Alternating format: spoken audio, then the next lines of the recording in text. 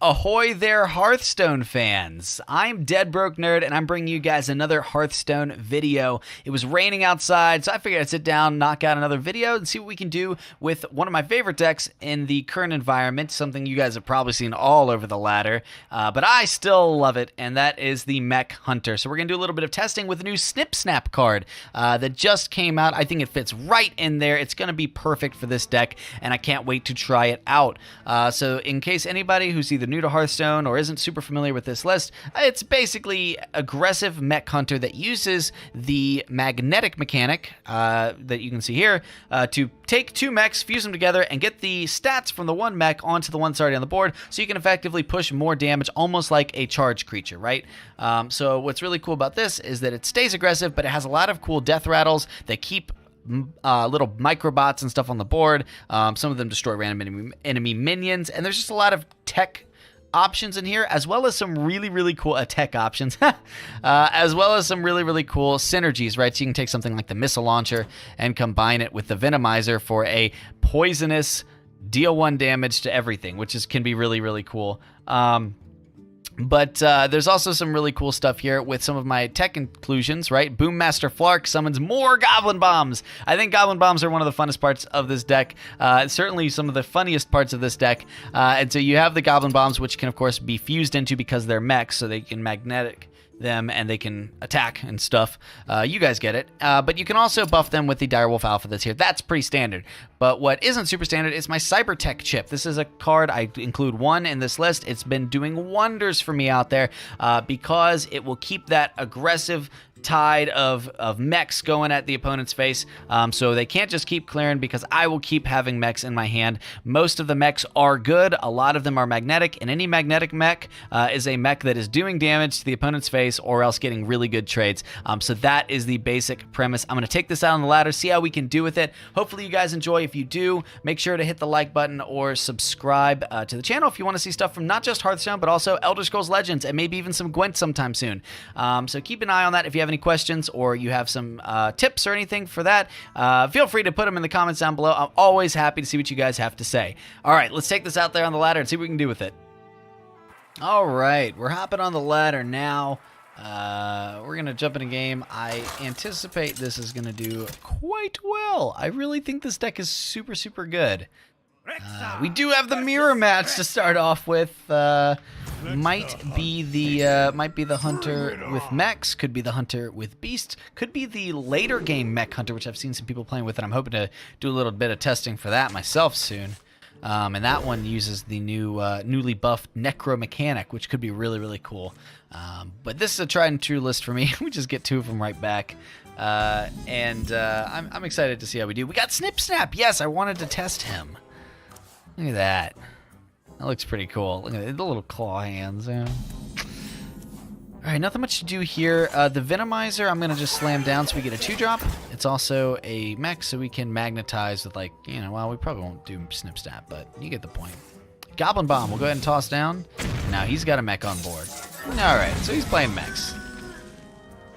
So now we'll just go ahead and play the Ursatron. If it dies, we'll get a mech. If it doesn't die, we're going to buff it and get another mech, and then it'll die and get another mech. See how that works? Fireworks Tech is one of the coolest cards here. And, like, it's crazy because Fireworks Tech just sat around without a use for a long time, but it's pretty good now. It's pretty good now. All right. Gonna play an Ursatron of their own. What do we got here? Explodinator. Nice. Okay, well, we'll go ahead and we'll use the Fireworks Tech. I wonder what this does. We get a Mecharoo. That's great because we didn't have anything else to play down. So we'll do that. We'll trade into the Ursatron. And boom. Look at that. One thing I think that's important here is to go ahead and establish a board position. So I didn't want that Ursatron trading into our stuff because we... oh, that's a Spring Paw. That Spring Paw is going to punish us pretty bad. We do have Ziliax for next turn if we want it. And looks like it's going to be some sort of 2-cost here. Just the hero power. Okay, so we're actually in a really interesting spot, right? Because one of the things that I think is really important about playing against mechs is removing their mechs so they can't magnetize, right? So we're in a position that we can do that instead of going face, and I think it's worth it. I think it's worth it, right? So we're gonna play the Replicating Menace. We're going to remove that guy. Now, one of the things that does punish the replicating menacing and hunter is Unleash the Hounds. We have a copy. We should always assume that the opponent's going to have a copy. There's the double links trade, and now we've got a lot of guys. Now, okay, no Unleash the Hounds. That's great. That would be the worst case scenario. Okay. Oh, look, the Direwolf Alpha is actually pretty solid. We don't necessarily need to play it. Instead, what we can do is we can double Snip Snap. We can go Snip Snap, trade, Snip Snap, trade, face, face, right? So we'll do that. In fact, I'm actually going to go ahead and trade the Mecharoo. I don't want my board getting too flooded. So we'll do this. And we'll actually finally get some damage face. Very good, very good. This is actually a solid board position. We've removed their mechs, and now we're in the position, of course, to keep mechs on the board, which I think is something that, like, when I first started playing this, I didn't realize how important that was. Is like, so if you can get the Replicating Menace and now Snip Snap, which does it like the same thing, right? Keeping microbots on the board after they die, that's the most important part to playing this deck. Once you got that down, and if you can keep that going, you're in a great spot.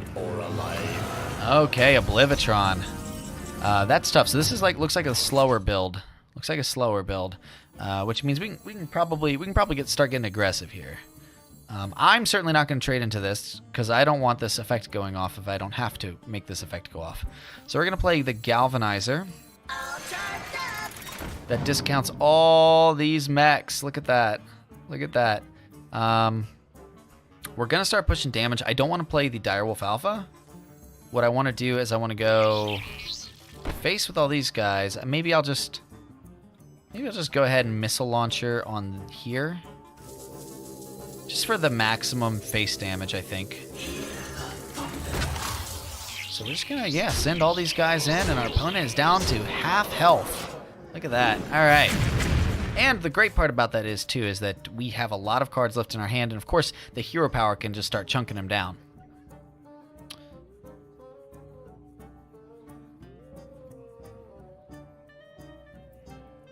Right, the fireworks tech. Ooh, that's rough. Here comes the mechanical dragon, and he gets the big dragon down. Ouch. That is rough. I think it's better than the spider bomb for us because we do have a lot of damage we're going to be able to push next turn. That's his only concern, right? His concern has got to be he's got to remove some of my stuff. And can do it with Oblivitron, but won't be able to trigger Oblivitron without another buff. Oh, okay, he's got the Venomizer. He's got the Venomizer. Right, so we probably can't get lethal now. We probably can't do it now. Let's take a look, though. Alright, so this provides an extra 2, this provides an extra 3, and this provides another 2, so that's 4, plus another 3, 7, 10, 13, 14. We have exact lethal. Very nice. Swing for 4. Swing for 4. We're gonna fuse it. There's Ziliax, the man, the myth, the legend, and we have got it. Well played. Good game, Sir Hunter. It was a pleasure as always. Hey, that's a win right there. That's the thing with that mirror match. You have to contain the amount of mechs they have so they can't use the magnetize. And they had the slower build there, so our faster build was able to get through it. I am pretty excited about trying that slower build with Oblivitron, trying the mechanical dragons again, you know, and seeing what that is. But that's not what we're doing today, so let's hop in another game, see how we can do. All right. Begin. Here we go. Okay, so we've got a Mecharoo, Bomb Toss, Spider Bomb, and the Missile Launcher. We're against Warrior. So Warrior's usually a little more controlling. We like the Mecharoo. We're okay with the Bomb Toss. Spider Bomb, I think I'm going to throw these two back. I like Spider Bomb, but I'm not convinced I like it in my opening hand. I'm looking for something different. That Direwolf Alpha's not bad.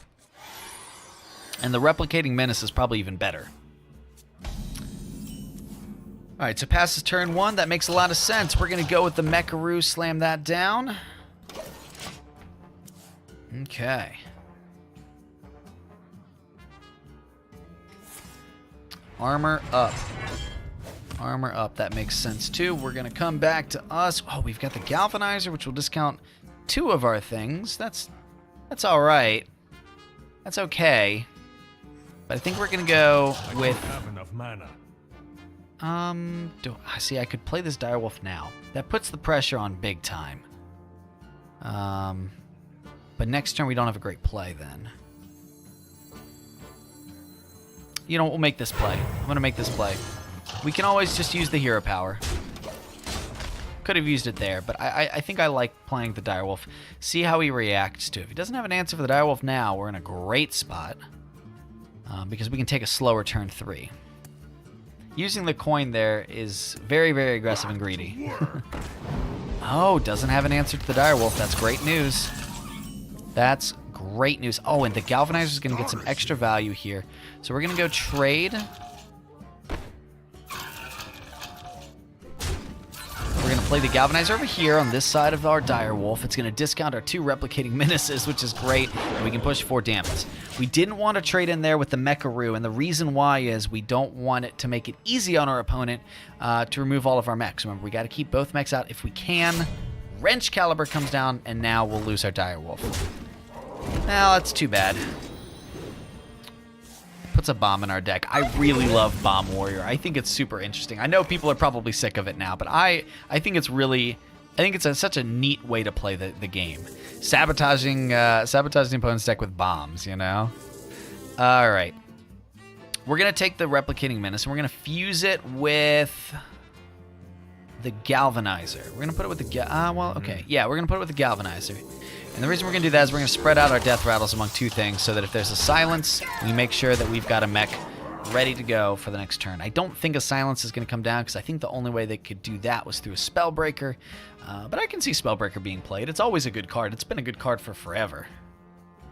Next turn is a War Gear, or we can Replicating Menace and Bomb Toss, which is nice. We have choices. We are running out of cards, though. We're going to be hoping at some point that Cybertech chip might come up when we've got all those little microbots. I mean, that is the dream. That is the dream. As we get into this phase of the game, we have to watch for Warrior to get... we have to watch for Warrior to get things like the Warpath, which would really suck here. We also have to watch for things like the Brawl, which would also really suck here, right? So we're going to hold on to the Replicating Menace for now because I think we've got enough creatures out. We don't want to overdo it. We're just going to play the War Gear on one of these guys. And we're going to swing for a good amount of damage. And just like that, opponent is down to 13. You can see how this deck wins games, right? Just beating face. Just beating face, putting those magnetics on. Beating face. Look at all these little mech dudes. They're kind of cute. Look at them. The Mecharoo. All right. Oh, no. Here it comes. Here comes the Warpath.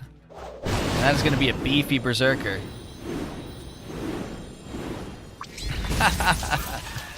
All right. Does not get the ability to play the second Warpath, which I think is good. I think that's really good. There's that Cybertech chip we were talking about. Look at that. All right, so we're going to go Bomb Toss. Oh, we could Replicating Menace. Trade. How much damage do we have, actually? I should probably count that up first, right? Replicating Menace. That's 410, so we don't have enough, right? That's 6, 7, 8, 9, 10, 11. Yeah, we don't have enough. So instead, I want to get max value out of this Cybertech chip. We do need to kill the Frothing Berserker. This guy's going to go face pretty much no matter what. The question is, how many things do I want on this Cybertech chip? Because I could go Bomb Toss. I think I'd go Bomb Toss and Steady Shot. So we're going to go Bomb Toss. And then we're going to go Cybertech chip. And then we're going to go trade 6 and the hero power. Got a damaged Stegatron. Not the best option, but it's okay to just slam down as a 5/6 for 6. It's okay with guard or taunt. Hearthstone. But this guy dies, 2 damage. You know? I think we're in a great spot. This does look like something of a budget warrior.